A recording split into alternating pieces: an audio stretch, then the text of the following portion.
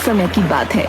ऊंची पर्वत श्रृंखलाओं और विशाल नदियों से विभूषित भूमि पर दो राज्य थे, डुमरागढ़ और मनोरथपुर। इन राज्यों पर शासन करने वाले राजा कभी मित्र हुआ करते थे, जो समृद्धि और शांति के साथ हमेशा एकजुट थे। लेकिन वर्षों के लालच, महत्वाकांक्षा और गलतफहमी ने दोनों के बीच दरार पैदा कर दी। ये दरार देखते ही देखते एक भीषण और क्रूर दुश्मनी के रूप में बाहर आई। हालांकि दोनों राज्यों के राजा अपने आप में ही महारथी थे। डुमरागढ़ के राजा विवेक सिंह अच्छी रणनीति जानते थे और मनोरथपुर के राजा गौरव कुंवर अर्थशास्त्र का ज्ञान रखते थे। नदी के पास वाली खाड़ी पर कितने सैनिक मौजूद हैं हमारे? जी हुजूर, वहां पर हमारे 230 सैनिक तैनात हैं। ठीक है, शत्रु राज्य पर भरोसा नहीं किया जा सकता। वो कभी भी आक्रमण कर सकता है।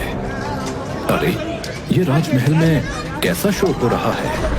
तभी एक औरत, जिसके बाल बिखरे हुए थे, पैरों में छाले थे, उसके पीछे उसे पकड़ने के लिए सैनिक भाग रहे थे। ये क्या हो रहा है मेरे राजभवन में? कौन है ये औरत? सिपाही औरत को पकड़ने में कामयाब रहे।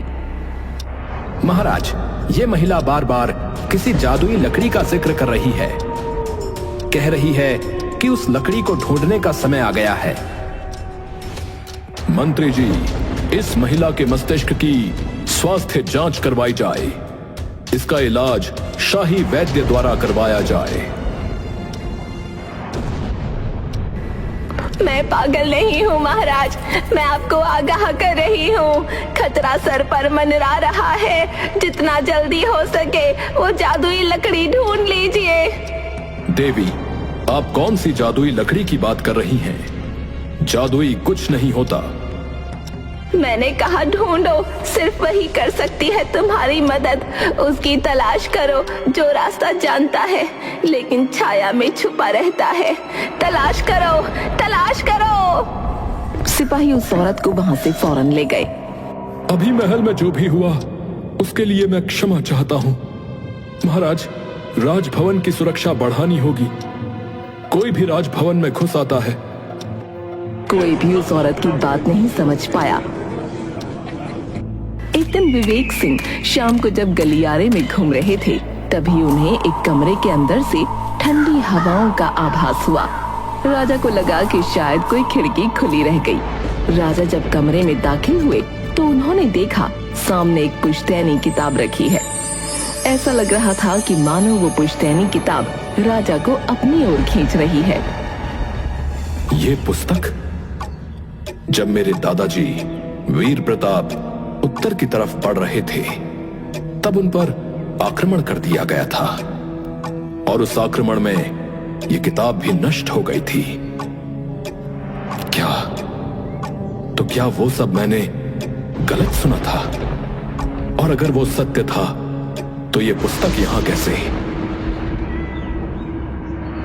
ढेर सारे सवालों के साथ राजा उस किताब को अपने हाथ में उठाते हैं। वो किताब राजा की पुश्तैनी किताब थी। उस किताब में उन सभी बातों का जिक्र था जो राजमहल से जुड़े हुए थे। पहले पन्ने पर एक संदूक की तस्वीर थी, दूसरे पन्ने पर एक चाबी। अरे, ये संदूक तो पिताश्री ने शाही खजाने में छुपा कर रखवा दिया था। और ये चाबी भी, ये इसी संदूक की चाबी है। उस किताब में मौजूद सभी पन्नों पर तस्वीरें जानी पहचानी थीं, लेकिन एक तस्वीर ने राजा के मन को झकझोर कर रख दिया। उस पन्ने पर एक अद्भुत लकड़ी की तस्वीर थी। उस लकड़ी की तस्वीर से ऐसा तेज आ रहा था कि मानो वो लकड़ी राजा को अपने पास बुला रही है। इस लकड़ी के बारे में तो मैंने कुछ नहीं सुना। राजा उस तस्वीर को स्पर्श करते हैं। तस्वीर को स्पर्श करते ही राजा खुली आंखों से एक स्वप्न देखने लगे। उत्तर दिशा की ओर सबसे ऊंचा पर्वत, उसकी चोटी की एक गुफा के अंदर से तेज रोशनी आ रही थी। इतने में ही राजा उस किताब को नीचे रखकर अपने कदम पीछे लेते हैं। वो कुछ समझ पाते कि इतने में ही पीछे से नगाड़े बजने लगे। राजा फौरन अपनी तलवार निकालकर महल की तरफ भागे। उन्होंने देखा वहाँ सब कुछ सामान्य था। सिपाहियों, ये नगाड़ा किसने बजाया? इतनी उद्दंडता करने का साहस किसने किया? महाराज, नदी के पास वाली घाटी पर शत्रु ने आक्रमण कर दिया है महाराज। ना कोई संदेश, ना ही युद्ध का कोई पैगाम। अचानक से मनोरथपुर के सैनिक हमारी सेना पर टूट पड़े हैं। क्या? जितना हो सके उतने सैनिकों को वहां तैनात किया जाए, जल्द से जल्द। लगता है ये सेना की आपसी अनबन की वजह से हुआ है। ढेर सारे सैनिकों को नदी के पास वाली खाड़ी की तरफ रवाना किया गया। युद्ध बहुत भीषण था। अब तो मनोरथपुर की सेना ने धीरे धीरे गांव की तरफ कदम रखना शुरू कर दिया था। अब युद्ध का प्रभाव आम जनता पर भी पड़ने लगा। ऐसे देखते ही देखते कुछ हफ्तों से महीने और महीनों से अब वर्ष बीतने वाले थे, लेकिन युद्ध खत्म होने का नाम ही नहीं ले रहा था। महाराज, आप कहें तो अभी ही हम अपनी सबसे क्रूर सेना को मनोरथपुर की ओर प्रस्थान करवा देते हैं। बहुत हुआ, धीरे धीरे सारे संसाधन नष्ट हो रहे हैं और अब तो हमारा अन्न भंडार भी समाप्त हो रहा है। युद्ध में विजय और पराजय के साथ विनाश भी होता है। मनोरथपुर के राजा से मैं स्वयं बात करूंगा। बात करके शांति से इस मुद्दे को सुलझाया जा सकता है कि उनकी क्या मांग है हमसे। मंत्री, उन्हें यह संदेश भिजवाया जाए कि हम उनसे वार्ता करना चाहते हैं। एक शांति पत्र लिखा जाए। विवेक सिंह के कहने पर मंत्री ऐसा ही करता है। विवेक सिंह के शांति पत्र का जवाब मनोरथपुर ने एक दुश्मनी वाले लफ्जों से भरे पत्र द्वारा दिया। ये तुमने कदापि अच्छा नहीं किया गौरव कुंवर। सेनापति, हमारी सबसे क्रूर सेना को मनोरथपुर की तरफ भेज दिया जाए। शाही खजाने में जितना भी धन है सब लगा दो। घोड़े हाथी सब लगा दिए जाएं। सेनापति ने वैसा ही किया, लेकिन सेना को इतने वर्षों तक युद्ध सामग्री और अनाज प्रदान करवाने की वजह से शाही धन बहुत पहले ही खत्म हो चुका था और अब तो शाही धन का एक बहुत बड़ा हिस्सा जनता में भी बांटा जाता था, क्योंकि सारे संसाधन नष्ट हो चुके थे। अब तो डुमरागढ़ कमजोर पड़ रहा था। राजा विवेक सिंह बहुत सोचता है और अंत में वो महल में उसी बूढ़ी औरत को बुलाता है जो जादुई लकड़ी का जिक्र कर रही थी। मैं जानती थी आप मुझे यहाँ दोबारा जरूर बुलवाओगे। हे देवी, मैं जानना चाहता हूँ कि आप किस जादुई लकड़ी की बात कर रही थी। मैं आपको बता दूं कि एक लकड़ी मैंने अपनी पूर्वजों की पुस्तक में भी देखी है। कृपया मुझे बताएं कि क्या रहस्य है उस लकड़ी का। और आपने ही कहा था कि अब उस लकड़ी को ढूंढने का समय आ गया है। संकट का समय निकट है और देखिए, उसके बाद से ही हमारा राज्य युद्ध की भीषण अग्नि में जल रहा है। कृपया आप जो भी जानती हैं मुझे सब बताइए। महाराज, मेरा नाम अजीवा है। आपके परदादा उत्तर की तरफ उस लकड़ी की तलाश में गए थे। उस किताब में जो भी था आपके खानदान ने वो सब कुछ हासिल किया सिवाय उस लकड़ी के। और ये समझ लीजिए कि ये युद्ध एक विधि का विधान है, एक बहाना है उस जादुई लकड़ी को ढूंढने का। आप ये सब कैसे जानती हैं और इतनी दृढ़ता के साथ ये कैसे कह सकती हैं? मेरे बारे में ज्यादा जान के आपको कुछ हासिल नहीं होगा। बस मैं आपकी इतनी ही मदद कर सकती हूँ। मैंने आपको इशारा दिया था, आगे आप खुद समझदार हो। अपना मन साफ और नेक कर्म करने के रास्ते पर आगे बढ़ें, जैसे को तैसा मिलेगा। इतना कहते ही एक तेज हवा आई, जिसके साथ वो औरत कहीं गायब हो गई। कहाँ गई वो महिला? एक के बाद एक पहेलियां उलझती जा रही हैं। मुझे उत्तर दिशा के लिए प्रस्थान करना होगा। राजा उत्तर दिशा की तरफ प्रस्थान करते हैं, लेकिन उनके पास न कोई संदेश था, न कोई नक्शा और न ही कोई दिशा। वो बस अपने मन की सुन रहे थे और उत्तर की तरफ बढ़ रहे थे। रास्ता आसान नहीं था, चुनौतियों से भरा था। आगे तो पर्वत है, इस मार्ग से आगे मेरा घोड़ा नहीं जा पाएगा। मुझे पैदल ही इस मार्ग को पार करना होगा। राजा अपने घोड़े को वहीं छोड़कर आगे बढ़े। वो पहाड़ चढ़ना शुरू करते हैं। उनके हाथ जख्मों से भरे थे, पैरों ने जवाब दे दिया था, लेकिन फिर भी वो रुके नहीं। कुछ पल एक चट्टान पर बैठकर वो विश्राम करने लगे। ये विश्राम करने का समय नहीं है। मुझे हिम्मत नहीं हारनी चाहिए। मेरी प्रजा, मेरा राज्य, मेरी सेना सबके सब संकट में हैं। सब जीवन के लिए लड़ रहे हैं। मुझे उनके लिए इस मार्ग को पार करना ही होगा। इस प्रोत्साहन के साथ राजा आगे बढ़े। उनके मन में जीत की उमंग थी, उनकी आंखों में विश्वास था और आखिरकार वो पहाड़ के ऊपर चढ़ ही गए। पहाड़ पर चढ़ते ही उन्हें वही गुफा नजर आई। ये पहाड़, पर्वत, ये गुफा और ये मार्ग, ये सब वही हैं जो मैंने उस दिन स्वप्न में देखे थे। तभी गुफा से आवाज आई, आइए महाराज, आपका ही इंतजार था। राजा इधर उधर देखने लगा। इधर उधर देखने से कुछ हासिल नहीं होगा, मैं गुफा हूँ। हे गुफा, कृपया मुझे बताओ कि क्या तुम्हें मेरी प्रतीक्षा थी? क्या तुम मुझे जानती हो? यहाँ आपको आपकी नियति लेकर आई है। आपके अलावा यहाँ तक कोई नहीं पहुँच सकता था। ये रास्ता इतना जोखिम भरा था कि आपके परदादा यहाँ आने की कोशिश में थे, लेकिन वो जान से गए, इस जहां से गए। तुम में बहुत खास बात है, इसीलिए तुम इस मुकाम तक पहुँचे हो। आओ, अंदर आओ। राजा दबे हुए धीरे धीरे कदमों से गुफा के अंदर दाखिल हुए। चमक इतनी तेज थी कि राजा की आंखें चौंधिया गईं। गुफा के अंदर राजा ने देखा कि एक लकड़ी हवा में उड़ रही थी।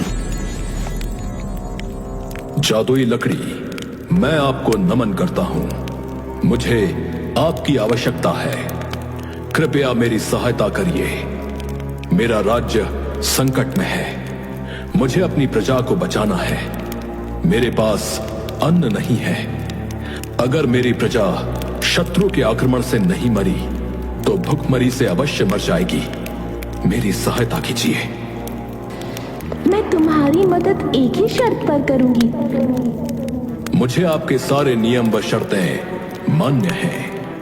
तुमसे मेरा केवल एक ही सवाल है, जिसका तुम्हें सच्चे मन से जवाब देना होगा। अगर मैं तुम्हारे साथ चलने को तैयार हो जाऊं, तो तुम मुझे अपनी ऐसी कौन सी सबसे अजीज चीज देना चाहोगे? मैं आपको अपनी राज गद्दी देना चाहूंगा। मुझे सत्ता का कोई लोभ नहीं है। मैं बस अपनी प्रजा को प्रसन्न देखना चाहता हूं। मैं अपने राज्य को डूबते हुए नहीं देख सकता।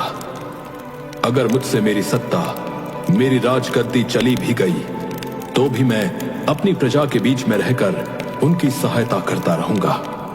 उन्हें सही निर्देश देता रहूंगा। राजगद्दी पर बैठने का भी मेरा एक ही लक्ष्य था कि मैं अपने दादा परदादा के बसाए हुए इस राज्य को उन्नति के पथ पर ले जाऊं, और इसलिए वो राजगद्दी मुझे सबसे प्रिय है। परंतु यह भी सत्य है कि राजगद्दी से मेरा कोई लोभ नहीं है। अद्भुत, तुम्हारा मन साफ है, इरादे नेक है, आंखों में जीत की चमक है। तुम्हें ये सब करने की जरूरत नहीं। वो राजगद्दी, वो राज्य तुम्हारा ही है। तुम मेरे सवाल का जवाब देने में सक्षम रहे। मैं तुम्हारे साथ चलने को तैयार हूँ। राजा अपने दोनों हाथ फैलाता है और वो लकड़ी अपने आप राजा के हाथों में समा गई और पलक झपकते ही राजा खुद को अपने महल में पाता है। ये सब जादुई लकड़ी की वजह से हुआ। अब मुझे देर नहीं करनी चाहिए। मुझे अपनी तलवार लेकर रणभूमि में उतरना चाहिए। जादुई लकड़ी में इतनी शक्ति थी कि एक ही बार से दुश्मन की सारी सेना ध्वस्त हो सकती थी। ये क्या? चारों तरफ विध्वंस ही विध्वंस। मनोरथपुर के राजा गौरव कुंवर, मैं तुम्हें एक आखिरी चेतावनी दे रहा हूं। अगर तुम भलाई चाहते हो तो इसी वक्त इस युद्ध को रोक दो, क्योंकि विजय किसी को प्राप्त नहीं होगी। प्राप्त होगा तो मात्र दर्द, लोगों की चीख पुकार। मुझे बताओ, तुम क्या चाहते हो? हम मिलकर बात करते हैं। तुम कायर हो। तुम इतने वर्षों के बाद आज पहली बार रणभूमि में आए हो, परंतु एक कार्य तुमने अच्छा किया कि आते ही अपने काम का सवाल पूछ लिया। और तुम्हें देखकर लगता है कि तुम काम का सामान भी लेकर आए हो। मैं कुछ समझा नहीं। तुम्हारे हाथ में ये जादुई अद्भुत चमकती हुई लकड़ी है। मुझे ये चाहिए तुमसे, जिसे कोई प्राप्त नहीं कर सका, तुम्हारे परदादा भी नहीं। पर मैं जानता था कि तुम इस लकड़ी को अवश्य प्राप्त कर लोगे, और इस युद्ध का उद्देश्य मात्र ये लकड़ी ही है। ये जादुई लकड़ी मेरे हवाले कर दो। मैं वचन देता हूं कि इसके बाद मैं शांति ध्वज फहराऊंगा। तुम जैसा इस लकड़ी के विषय में सोच रहे हो, ऐसा कदापि नहीं है। यह कोई साधारण लकड़ी नहीं है जो तुम्हारी आज्ञा का पालन करेगी। लोभवश लिया गया कोई भी निर्णय कभी भी हितकारी साबित नहीं हुआ है। मैं अभी चाहूं तो इस जादुई लकड़ी को कहकर तुम्हें पराजित कर सकता हूं, तुम्हारा राज्य अपनी मुट्ठी में कर सकता हूं, परंतु फिर तुम में और मुझ में क्या फर्क रह जाएगा? आखिरकार तुम मेरे पुराने मित्र हो। अगर तुम ये जादुई लकड़ी ही चाहते हो तो ले लो। इसके बाद विवेक सिंह वो जादुई लकड़ी गौरव कुंवर के हाथ में रख देता है। लकड़ी हासिल करते ही गौरव कुंवर एक गहरी मुस्कान के साथ लकड़ी को आज्ञा देता है। जादुई लकड़ी, इसी वक्त विवेक सिंह के सभी सैनिकों को बंदी बना लो, और साथ ही साथ इसकी प्रजा को भी। अब से यह राज्य मेरा हुआ, और ऐसे ही धीरे धीरे विश्व के हर राज्य पर मेरा कब्जा होगा, और मैं जग का दाता बन जाऊंगा। गौरव कुंवर ऐसा कहकर एक भयानक हंसी हंसने लगा। गौरव कुंवर के हंसने के साथ साथ धीरे धीरे उसकी खुद की ही जनता और उसके सैनिकों के पैरों और हाथों में बेड़ियां लग गईं। धीरे धीरे पूरे गांव में आग फैलती गई। लोगों की चीख पुकार गांव से बाहर तक सुनाई दे रही थी। चारों तरफ अफरा तफरी का माहौल था। अरे, ये क्या हुआ? मेरे साथ लगता है कि छल हुआ है। मेरी प्रजा, मेरे सैनिक, मेरा राज्य जल रहा है। विवेक सिंह, तुमने मेरे साथ छल किया है। तभी वो जादुई लकड़ी हवा में उड़ते हुए बोली, जिसके मन में जो होता है उसे वैसा ही फल मिलता है। मैं कोई मामूली लकड़ी नहीं हूँ। हर कोई मुझे हासिल नहीं कर सकता। मैं बुराई का साथ नहीं देती। बुरे का अंजाम बुरा ही होता है। जिंदगी ने तुम्हें बार बार अवसर दिए, तुम्हें 2 रास्ते दिए, लेकिन तुमने हमेशा बुराई को ही चुना, जिसका अंजाम तुम जिंदगी भर भुगतोगे। गौरव कुमार अपने दोनों घुटनों पर बैठकर हताश निराश होकर रोने लगा। वो चाहता था कि वो खुद को खत्म कर ले, लेकिन तभी विवेक सिंह ने जादुई लकड़ी से कहा, जादुई लकड़ी, अगर आपका अपमान हुआ है तो मैं आपसे क्षमा मांगता हूं। हम सब मनुष्य हैं। भगवान ने हमें त्रासदी नहीं, परंतु परोपकार के मार्ग पर चलने के लिए बनाया है। गौरव कुंवर ने अनजाने में जो भी किया, उससे जो भी भूलें हुई, मैं उसकी तरफ से आपसे क्षमा मांगता हूं। जादुई लकड़ी, मैं भी आपसे क्षमा मांगता हूं। लोभ मार्ग में मैं इतना अंधा हो चुका था कि अपने आप को इतना शक्तिशाली समझने लगा कि मैं मानवता भूल गया था। मुझे क्षमा कर दीजिए। अपने किए का दंड मुझे मिल चुका है। हे जादुई लकड़ी, कृपा कीजिए, गौरव कुंवर का राज्य पहले की तरह कर दीजिए और उसके लोगों को मुक्त कर दीजिए। कृपा करके इस अग्नि को भी शांत कर दीजिए। तुम बहुत नेक दिल इंसान हो विवेक सिंह। अपनी गलती का एहसास करके आगे से वो गलती कभी न दोहराने को ही नेकी कहते हैं। गौरव कुंवर, अगर अगली बार तुम्हारा इरादा जरा भी बेईमान हुआ तो तुम्हें फिर से सजा मिलेगी। लकड़ी के ऐसा कहते ही चारों तरफ आग बुझ गई। दोनों राज्यों में जितनी भी तबाही हुई थी वो सब पहले की तरह ठीक हो गया। खेत फिर से लहलहाने लगे। लोगों के जले हुए घर फिर से पहले की तरह ठीक हो गए।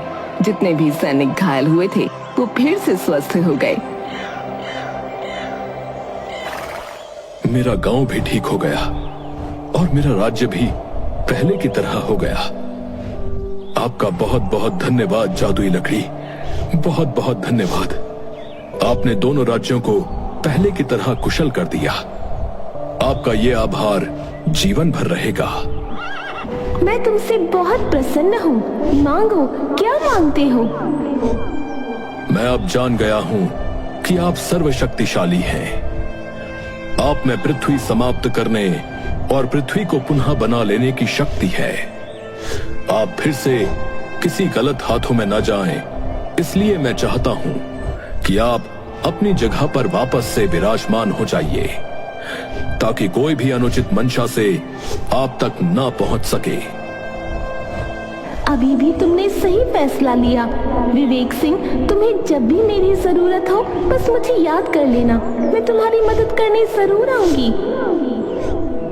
और इसी के साथ जादुई लकड़ी वहां से गायब हो गई और वापस से गुफा के अंदर विराजमान हो गई।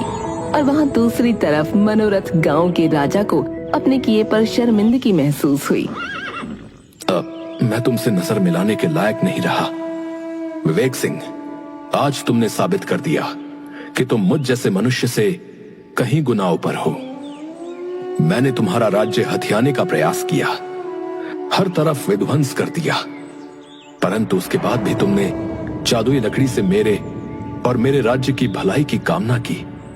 मैं तुम्हारा बहुत बड़ा आभारी हूं। क्या तुम सब कुछ भूलकर फिर से मेरे परम मित्र बन जाओगे? कृपया मना मत करना। मुझे अपना पश्चाताप करने का बस एक मौका दो। ये सुनते ही विवेक सिंह गौरव कुंवर के गले लग गया। मित्र, मैंने तुम पर कोई उपकार नहीं किया, बस मानव होने का फर्ज निभाया। हमारे बीच जितनी भी गलतफहमियां और तकरार थी, आज से हम उन सब को भुला देंगे और एक नई शुरुआत करेंगे। नदी किनारे की ये खाड़ी आज से मित्रता का प्रतीक मानी जाएगी। ये सुनते ही दोनों राज्यों में जश्न का ऐलान कर दिया गया। अब दोनों राज्य पहले की तरह दोस्त बन गए। दोनों राज्यों की दोस्ती में जादुई लकड़ी का बहुत बड़ा योगदान था और ये लालच के खिलाफ अच्छाई के द्वारा दिया गया एक सबक भी था।